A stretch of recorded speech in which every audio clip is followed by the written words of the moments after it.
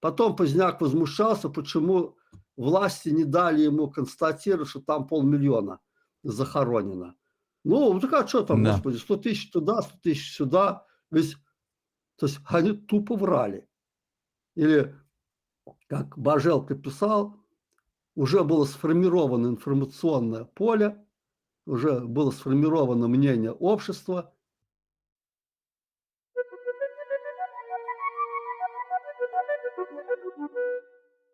Здравствуйте, дорогие зрители! Сегодня Александр Плавинский снова у нас. Здравствуйте, Александр! Добрый день, дорогие друзья! И мы с вами продолжим наш цикл передач о Куропатах. И сегодня мы поговорим с вами о том, как проходило третье расследование, которое проводила военная прокуратура. В 97-98 годах были совершены дополнительные раскопки предполагаемых захоронений. Всего их было 23.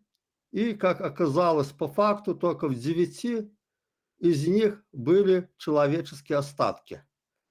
Ну и результаты экспертизы, соответственно, и найденных вещей, которые были найдены в ходе раскопок, дали основание утверждать, что в коллективных могилах покоятся останки иностранных граждан, жертв гитлеровского геноцида. И захоронения эти относятся к периоду Великой Отечественной войны. И, соответственно, потом, 4 ноября 1997 года, было официальное сообщение Белорусского телеграфного агентства, в котором со ссылкой на пресс-центр прокуратуры сообщалось, что некоторые доказательства, добытые в установленном законном порядке, противоречат прежним выводам следствия, которые делала Генеральная прокуратура БССР. И, соответственно, результаты эти требуют дополнительного изучения. Ну и, в частности, обнаруженные вещественные доказательства дали основание полагать, что вот эти захоронения относятся к периоду Второй мировой войны. Такая информация была в ноябре 1997 года. Ряд предполагаемых захоронений, которые в большинстве случаев оказались пустыми, ну, прикиньте, из 23 9 оказалось только с трупами. То есть этот факт уже указывал на то, что количество жертв Куропатых значительно меньше, чем предполагалось раньше. Если раньше считалось, что там было 30 000 захоронено в ходе расследования Тарнавского, который проводил, то сейчас речь шла уже приблизительно о 7 000 человек, захороненных в Куропатах. Ну и, соответственно, год спустя, 3 декабря 1998 года, на странице газеты «Республика», вот именно акцентирую внимание, 3 декабря 1998 года газета «Республика».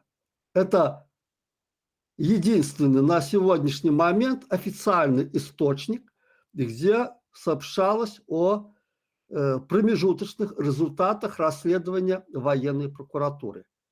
То есть, потому что все остальное в интернете уже зачищено. И вот генпрокурор Олег Бажелка в этой газете дал очень обширное интервью журналисту Ростикову о ходе расследования Куропатского дела. И вот что он говорил. Вот я зачитаю буквально по газете, потому что эта информация сейчас ее либо дают отрывочками маленькими, либо вообще замалчивают. В сентябре 1997 года в прокуратуре республики отменено постановление о прекращении уголовного дела, возбужденного в июне 1988 года по факту обнаружения костных останков людей на территории Минского района в лесном урочище Куропаты. Божелко справедливо указывает, что в период с 88 по 95 год расследование проводилось крайне односторонне, под сильным давлением оппозиционных сил. Были проведены многочисленные митинги, демонстрации, организованы публикации в газетах и журналах, выступления по радио и телевидению, созданы фильмы, изданы соответствующие книги, которые не могли не повлиять на результаты расследования. Допросы лиц, проживающих в окрестных населенных пунктах, осуществлялись в условиях сформированного определенными силами общественного мнения. Показания многих свидетелей изобиливали домыслами, фантазиями, содержали ссылки на людей, которых давно уже не было в живых. Во внимание принимались без критической оценки показания граждан, которым в то время было 5-6 лет от роду. Ну, Божелко указывал, что научный отчет Поздняка и других о результатах раскопок во многом построен на предположениях и содержит выводы, не подтвержденные доказательствами. То есть мы видим, что вот это четко было сформулировано в том интервью, которое Божелко давал газете. Ну и, соответственно, вот он указывает в своем интервью, что численность захороненных там не превышает 7 тысяч человек, поскольку многие могилы были пустыми, и что вот это вот количество расстрелянных куропатых людей, вот эта завышенная, огромная разница, которую констатировал Поздняк, это трагедия использовалась для нагнетения психоза в обществе, ну, для подрыва государственности в том числе. Не говоря уже о том, что вот БНФовцы и Поздняк в том числе так вот жонглировали вот этими тысячами, сотнями тысяч убиенных, ну, так, кощунственно, цинично по своей сути, именно ради продвижения к власти. А цифры там колебались. Сначала 100 тысяч было сказано, потом 200-250 тысяч. Потом Поздняк возмущался, почему власти не дали ему констатировать, что там 500 000 захоронено.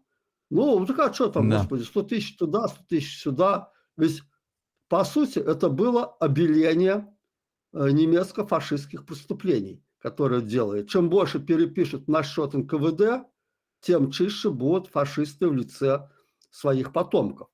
Ну и, соответственно, при вскрытии вот ряда захоронений, которые в ходе раскопок были найдены ножи, опасная бритва, были найдены детали оружия, флакон с капсулями, приспособления для охотничьих боеприпасов, изготовления боеприпасов, мерный черпачок для пороха, который был, чтобы вот заряд для охотничьих ружей измерять, капсули просто отдельно, то есть были и в флаконе капсули, и были в кармане найдены капсули.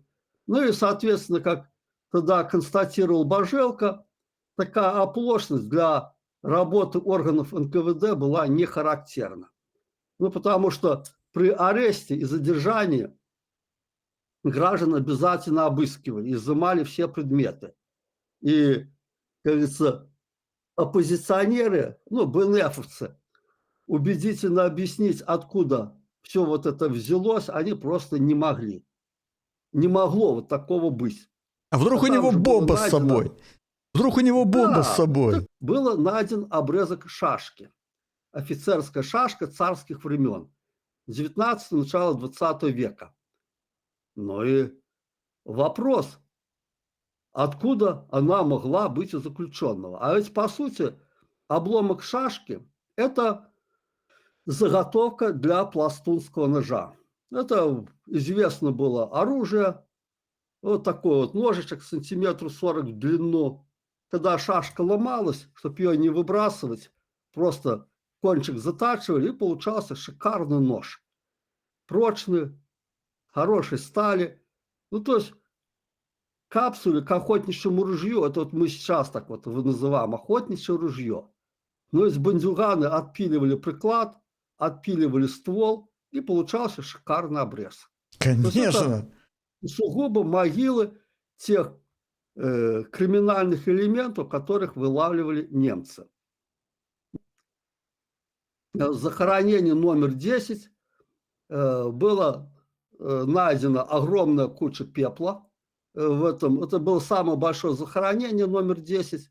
373 трупа было найдено, из которых не менее 19 были женщины. И вот теперь вопрос. Покажите мне хотя бы одну женщину, расстрелянную в 1940 году в Минске. Я пересмотрел даже вот книгу Кузнецова было «Индекс расстрелянных в Минске», в котором он напихал 7,5 тысяч человек, якобы расстрелянных именно в Минске.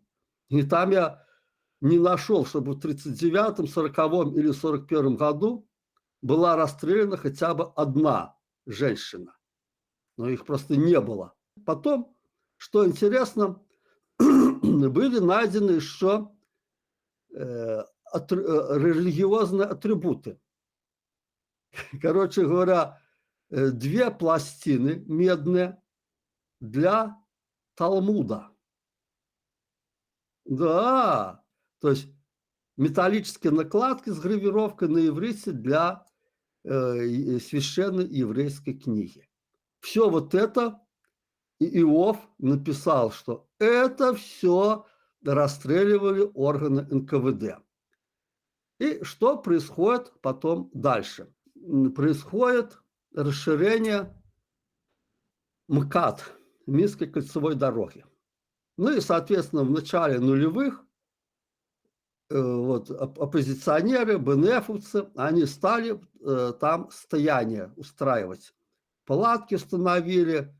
И вот что интересно, каждый божий день, а то и по 2 раза на день, в прессе выходили материалы о вот этих стояниях.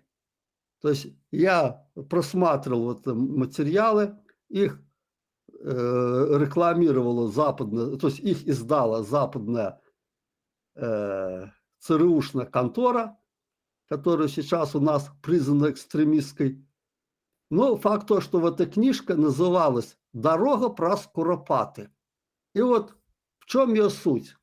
Статьи, неважно, в чем аргумент, никаких аргументов там не было, просто идет констатация, что там жертвы НКВД и вот эти активисты стоят, они защищают нашу память историческую, они не дают вот этим злым строителям проложить дорогу, и вот в таком вот стиле вся книжка написана. Выражаясь... Побольше да, эмоций, да. поменьше фактов. Да, так вот, выражаясь более доходчивым языком, это та же геббельская пропаганда, те же правила Геббельса, ложь, повторенная 100 раз, она становится правдой. Вот произошло приблизительно почти то же самое. То есть там статей было, я сейчас не сосчитаю, ну, в смысле, там их много было. У меня где-то есть перечень этой книжки в электронном виде. Ну, прикиньте, статейка 1-2 странички. И вот целая книга вот таких вот мусора. Вот такого. А это ведь все Чтобы было не пропал, чтобы в историю вошел. Так вот, людям в течение нескольких месяцев вдалбливали в мозг, что это жертва НКВД. То есть, это, понимаете, если бы одна статейка была, на нее никто не обратил внимания. А когда изо дня в день, то в одной, то в другой, то в третьей газете появляются такие материалы, то рано или поздно кто-то их прочитает. Вот такая была сделана информационная атака. Ну, как ни крутись, кольцевую дорогу построили. Ну и, соответственно, а что делать с Википедией? Так вот, в Википедии писали, вот, как шло Куропаты, вот, как они там в 1988 году расследование проводили, как потом второе расследование, которое было в начале 90-х годов. А потом, когда указывали третье расследование военной прокуратуры, вот выписывали цитаты из того, что вот я интервью Божелки, которое я вам зачитывал, но их выписывали ограниченно. О том, что там констатация, что это захоронение времен войны, это опускалось. Вот просто что было такое захоронение, а потом вместо вот это интервью вставляли записи из дневника Олега Иова, который он вел в ходе раскопок. И там шли описания раскопок, шли вот эти вот справки на Мордехая, Шуркиса и Крамера, про которые мы уже говорили, что эти справки являются доказательством прямым о том, что их немцы расстреляли. Ну, они были выданы в Гродненской тюрьме, а в Гродненской тюрьме был побег, и, соответственно, эти заключенные сбежали со своими справочками в карманах, и таких справок было несколько штук найдено.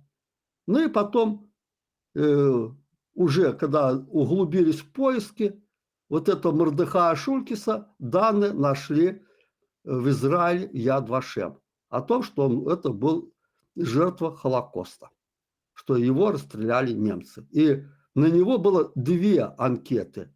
Первая в 50-х годах была написана его отцом, а вторая в 90-х годах была написана его сестрой.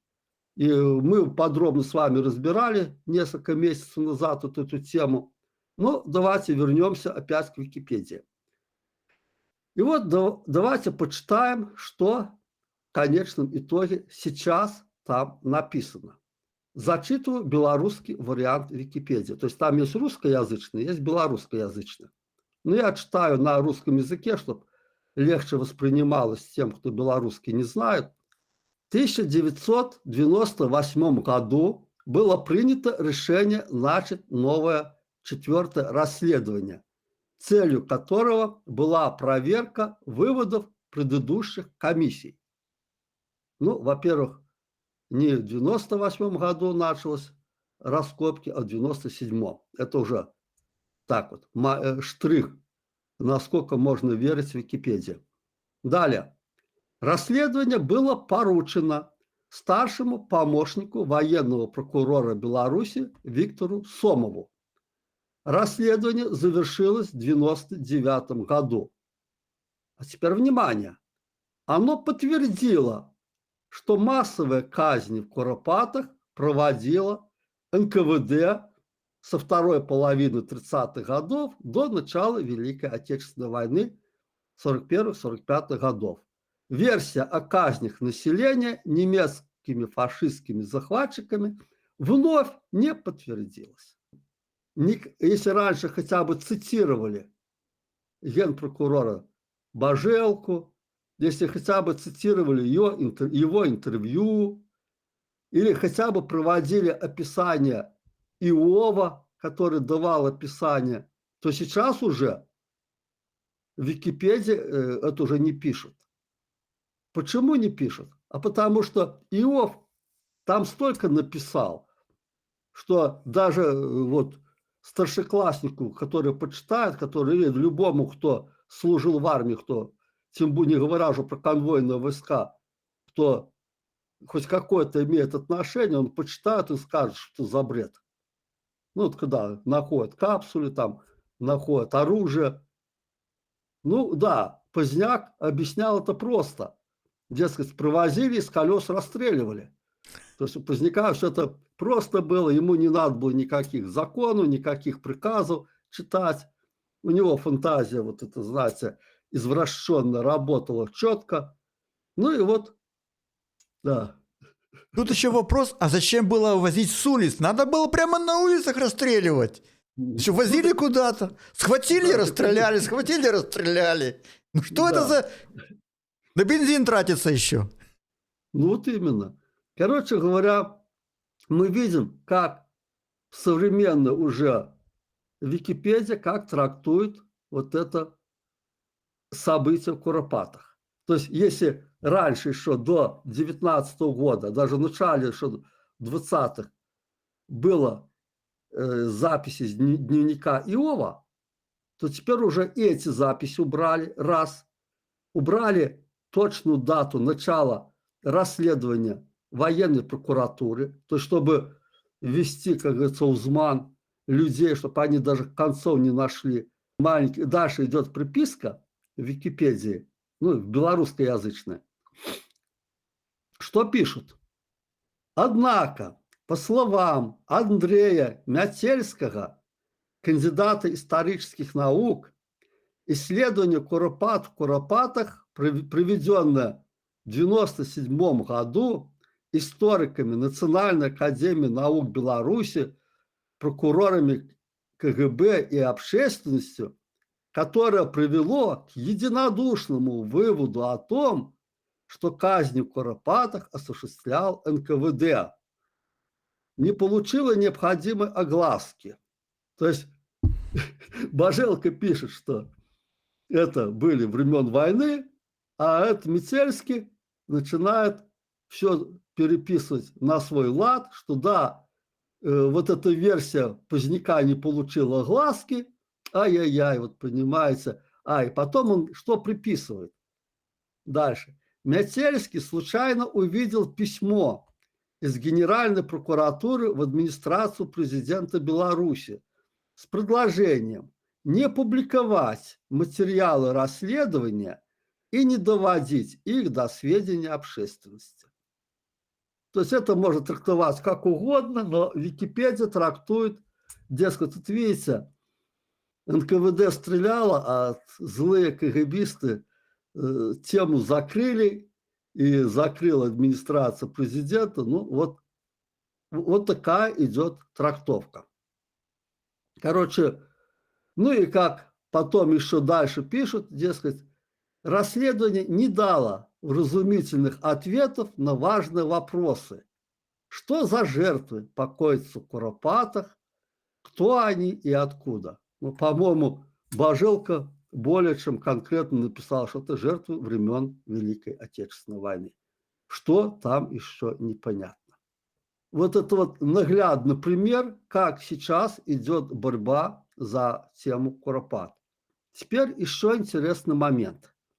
Вот если кто-то читал Поздняка, особенно вот этих 88-го года, и Тарнавского то же самое, там везде фигурирует, что вот возили на расстрел, с восточной части Куропат расстреливали, и когда общественная комиссия стала объяснять, ну так в восточной части Куропат нет ни одного захоронения, там было стрельбище.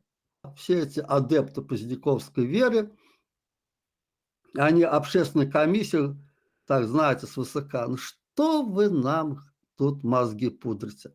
У нас 55 свидетелей, а вы тут со своим стрельбищем каким-то лезете. Потом количество свидетелей, якобы свидетелей, возросло до 100.